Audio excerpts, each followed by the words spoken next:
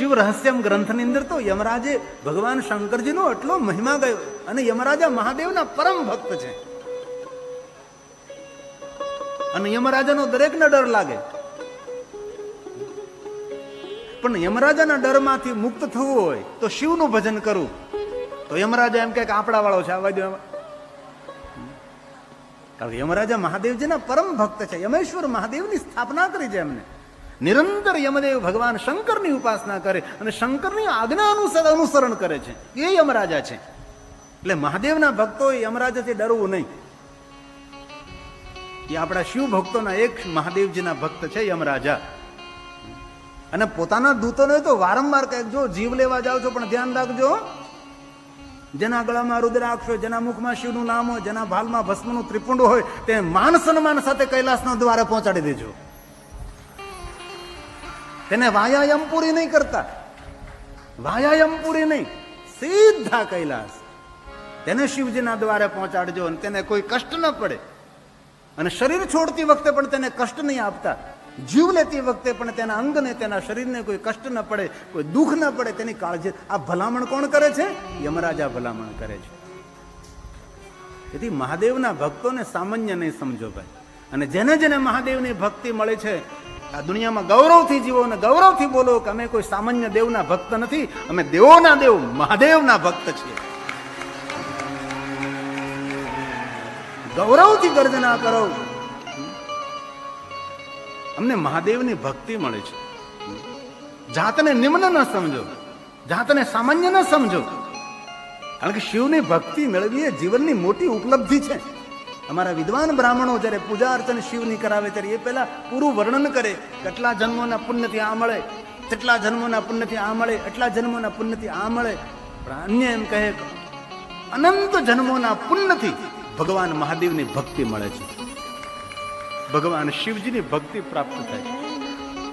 તેથી મહાદેવના ભક્તો દર્શનીય છે. શંકર ભગવાનના ભક્તો એ પ્રણમ્ય છે, એ વંદનીય છે. તેથી શિવ ભક્તો એ ગૌરવથી રહેવાનું છે. મહાદેવનો ભક્ત છે. ભાલમાં ભસ્મનું ત્રિપુંડ હોય, મુખમાં શિવનું નામ હોય અને કંઠમાં રુદ્રાક્ષ હોય. બ્રહ્માજીએ કહ્યું છે એ તો ત્રિવેણી સદૃશમ, એ તો ત્રિવેણી છે. શિવનું નામ ગંગા છે, ભસ્મ યમુના છે, વિદ્યનામ પ્રોક્તા રુદ્રાક્ષ. આ શ્લોક બ્રહ્માજીના મુખમાંથી પ્રગટ થયેલો છે ને. સ્વયં બ્રહ્માજી બોલ્યા છે કે શિવનામ યથા ગંગા. આ ત્રિવેણી છે. પ્રયાગ તીર્થ, ગંગા યમુના, મા સરસ્વતી, ધર્મક્ષેત્રે મહાક્ષેત્રે ગંગા કાલિંદી સંગમે, પ્રયાગે પરમ પૂર્ણે બ્રહ્મલોકસ્ય વર્તમાને. સ્વયં બ્રહ્માજી કહે છે શિવ નામ યથા ગંગા વિભૂતિ યમુના. ભગવાનના બાલમાં વિભૂતિ છે, ભગવાનના અંગ પર ભસ્મ છે. વિભૂતિ માં યમુનાનું પ્રતીક છે. અને આગળ રુદ્રાક્ષં વિધિનામ સર્વ પાપ વિનાશિની, સર્વ પાપ વિનાશિની. આ બ્રહ્માજીનું વચન છે, સર્વ પાપોમાંથી મુક્ત કરનારી આ ત્રિવસ્તુ છે. એટલે પાપથી બહુ ડરવું નહીં, કરવું ના જોઈએ, પણ થઈ જાય કઈ મૂંઝાવું નહીં.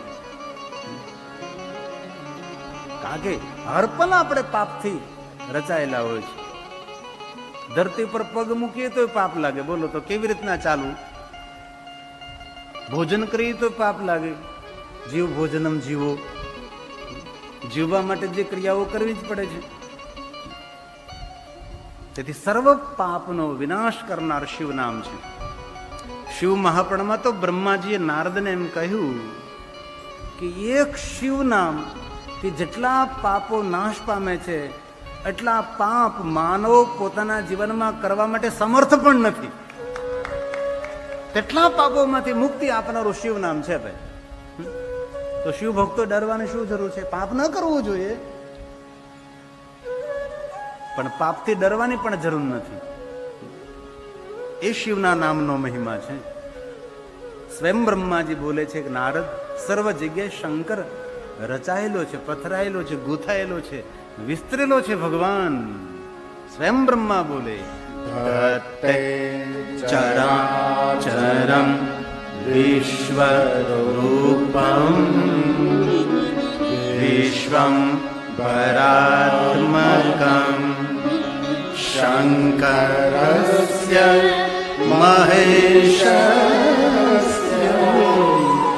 શાસ્ત્રમ સેવેતિ નિશ્ચય. આ શાસ્ત્રનો અંતિમ નિર્ણય છે. બ્રહ્માજી એમ કહે કે નારદ, આ શાસ્ત્રનો અંતિમ નિર્ણય છે કે ભગવાન શંકરજી પૂરા વિશ્વની અંદર રચાયેલા, ફેલાયેલા, વિદ્યમાન છે ભગવાન. એ શંકરજી છે, એ મહાદેવજી છે. શંકરના રૂપને, સ્વરૂપને, એમના મહિમાને ઓળખવો, ઓળખાવો એ કોઈ સરળ નથી, એ બહુ જ કઠિન છે. બહુ સમય બાદ શિવ મહાપુરાણને એટલી સુંદર લોકપ્રિયતા મળે છે. બાકી તો રામચરિત માનસને લોકપ્રિયતા મળી, શ્રીમદ ભાગવત કથાને અતિ લોકપ્રિયતા મળી, પણ અનેક શિવ કથાકારોના પ્રયાસથી આજે વર્તમાન યુગની અંદર શિવ મહાપુરાણ ભગવાનને તેટલી જ લોકપ્રિયતા મળે છે. બહુ ઓછા માણસો હોય જે શિવ મહાપુરાણ કથાનું આયોજન કરનારા હોય છે. પોતાના પિતૃઓની યાદમાં શ્રીમદ ભાગવત કથા કરે છે, પણ પિતૃઓની મોક્ષાર્થે શિવકથા કરનારા જજમાન બહુ ઓછા હોય છે. અને તમે સૌ કહો મોક્ષનો દેવ કોણ છે? ભગવાન શિવ છે. મુક્તિનો દેવ કોણ છે? ભગવાન શિવ છે. તો આપણા પિતૃઓની યાદમાં, પિતૃઓના મોક્ષાર્થે, પિતૃઓના કલ્યાણાર્થે શિવકથા થઈ શકે છે. અને શિવકથા થઈ શકે છે તેથી તો સુરેશભાઈ શિવકથાનું આયોજન કર્યું છે. પોતાના પિતા પરમ શિવ ભક્ત ધોળાભાઈ પટેલની યાદમાં આ મહાદેવજીની કથાનું આયોજન માતુશ્રીના સાનિધ્યમાં કરવામાં આવ્યું છે. અને આપ પણ એટલી મોટી સંખ્યાની અંદર ભગવાન મહાદેવની કથાનું શ્રવણ કરી રહ્યા છો, તેથી આપ પણ સૌ પ્રણમ્ય છો, આપ પણ સૌ વંદનીય છો. ભગવાન શંકરજીના રૂપનો મહિમા સ્વયં બ્રહ્માજીએ ગાયો છે કે ભગવાન શંકરનું રૂપ કેવું છે? તો કે શિશે મંદાકિની ધારી ભાલચંદ્ર ત્રિલોચન. એ જ રૂપનો મહિમા શિવ ચાલીસાની અંદર અયોધ્યાદાસે ગાયો છે કે ભગવાનના ભાલમાં ચંદ્ર છે. ભાલચંદ્રમાં સોદત નીલે કાનન કુંડલ નાગપની છે. ભાલચંદ્રમાં સોદત નીલે કાનન કુંડલ નાગપની છે. अंग और शीर गंगर बहारे मुंड माल तन चार लगाए. अंग और शीर गंगर बहारे मुंड माल तन चार लगाए. वस्त्र खाल छवि को देख नागमुनि मोहे. वस्त्र खाल व्याघ्र सोहे छवि को देख नागमुनि मोहे. मैना मातो की है दुलारी वाम अंग सोवर्धन छबिनारे. मैना मातु की है दुलारी वाम अंग सोवर्धन छबिनारे. कर्णशूल सहित छबिबारे करत सदा शत्रुनशयकारी. कर्णशूल સહિત સદિવારી કરત સદા શત્રુ નમઃ ગણેશ નમઃ શિવાય નમઃ શિવાય હરે હરે બોલે નમઃ શિવાય નમઃ શિવાય નમઃ શિવાય હરે હરે બોલે નમઃ શિવાય હરે હરે બોલે નમઃ શિવાય. પુષ્પદંત મહારાજ દરેક ઋષિ મુનિઓએ ભગવાન શંકરજીના રૂપનો મહિમા ગાયો છે અને કદમ કદમ પર પુષ્પદંત હોય છે. સંપૂર્ણ શિવ મહાપુરાણની સાર તત્વ એ પુષ્પદંત મહારાજે પોતાના સ્તોત્રની અંદર સુંદર રીતે રચના કરી છે. સ્વીકાર અને સ્વરૂપ અને રૂપ લૌકિક નહીં, અલૌકિક છે. એ ભગવાન શિવ છે. અને શિવ કથામાં લૌકિક કથાઓ બહુ ઓછી રહેલી છે. શિવ કથામાં જે કાંઈ કથાઓ છે મહાઅદ્ભુતામ કથા, અલૌકિક કથાઓ છે. સાંસારિક વાતો શિવ મહાપુરાણમાં જૂજ બહુ ઓછી રહેલી છે. શિવ મહાપુરાણમાં જે કાંઈ કથા છે એ ભગવાન શિવની કથા છે.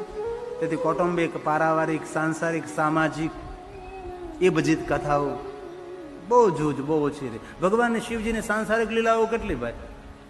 ભગવાન શંકરજી સતી સાથે વિવાહ કર્યા અને શંકરજીના બીજા વિવાહ હિમાલય પુત્રી પાર્વતી સાથે થયા અને બસ કાર્તિક સ્વામી પ્રગટ થયા અને ગણેશ ભગવાન પ્રગટ થયા, લીલા સમાપ્ત. બાકી તો શંકરના પ્રાગટ્ય, શંકરજીની વિધિ વિધાન, પૂજા વિધાન, અનેક અસંખ્ય ભગવાન શંકરજીની કથાઓ. અનેક ભક્તો પર મહાદેવજી પ્રસન્ન થયા. કોને કોને કેવા કેવા વરદાનો આપ્યા, કઈ રીતે શિવ પ્રસન્ન થયા, કઈ રીતે શિવ પ્રસન્ન થાય, આ બધી કથાઓ શિવ મહાપુરાણમાં છે.